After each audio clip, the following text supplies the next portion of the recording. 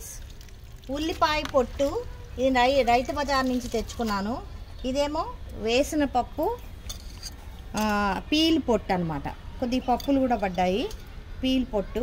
ఇప్పుడు దీంతో ఒక ముద్ద చేసి మనం ఎరువేద్దాం. చూడండి బెడ్ చూడండి, ఎంత మల్లె మొగ్గ బెడ్ ఎంత పెద్దది వచ్చిందో, అంత పెద్ద పువ్వు వస్తుందండి. సో దీనికి నేను ఎరువులు వేస్తున్నాను. మళ్ళీ ఈరోజు ఇది వేస్తున్నాను.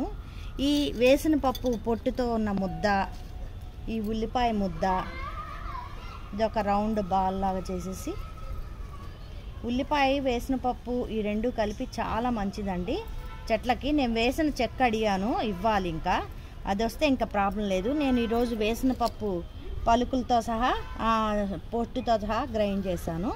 ఇది ఇక్కడ పెట్టేస్తే ఆ సారం అంతా దిగిపోయి మొక్క ఇంకా మొగ్గలు ఇవ్వడం అనేది జరుగుతుందండి.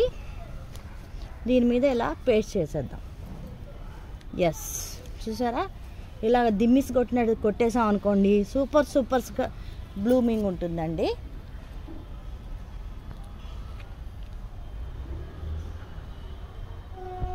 ఇదేమో సెంటు జాజి అండి, సెంటు జాజి. ఆ మొగ్గ చూపించి, ఇదిగోండి, భలే విపరీతంగా చాలా బాగా పూస్తుంది. సో ఇదేం చేసింది, ఇక్కడ వేళ్ళు దండేసింది.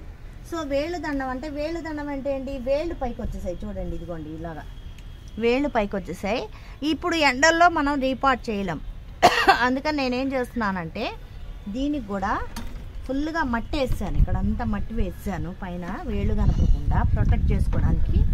దీనికి కూడా మనము ఈ వేసిన పప్పు అండ్ ఆనియన్ పీల్ అనేది వేసేద్దాం. అప్పుడు మనకి బ్లూమింగ్ అనేది బాగా వస్తుంది ఫ్రెండ్స్. ఈ విధంగా మనం వెజిటబుల్ మొక్కలకు కూడా చేయొచ్చు. ఓకేనా friends, please like, share and subscribe my channel friends.